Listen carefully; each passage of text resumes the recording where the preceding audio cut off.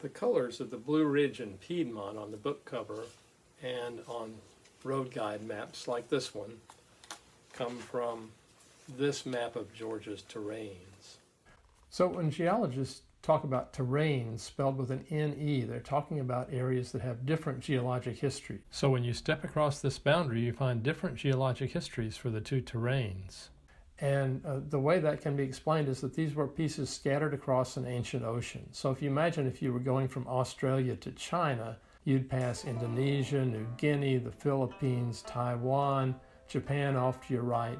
And imagine if Australia runs into China someday, all those pieces will get mashed in the door and some poor geologist will have to figure out what happened. In the case of Georgia, all these pieces came together from 440 to 365 million years ago.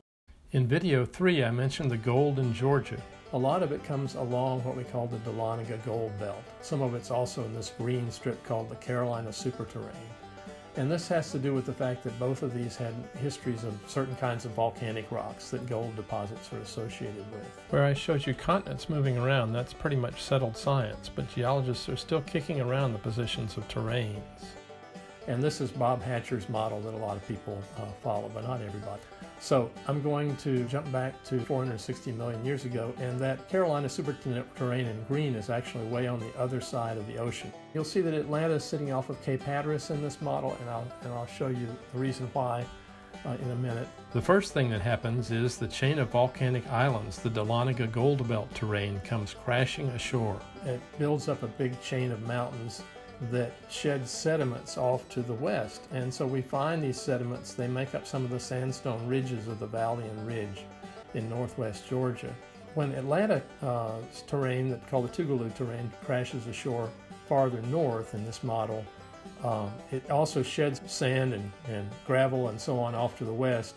You don't find those in northwest Georgia. You find them up in Pennsylvania and West Virginia. And so that's part of the reason why we think that this piece was that far to the north at this time. And now Carolina Superterrane has joined us, and we've now still got to shift this down.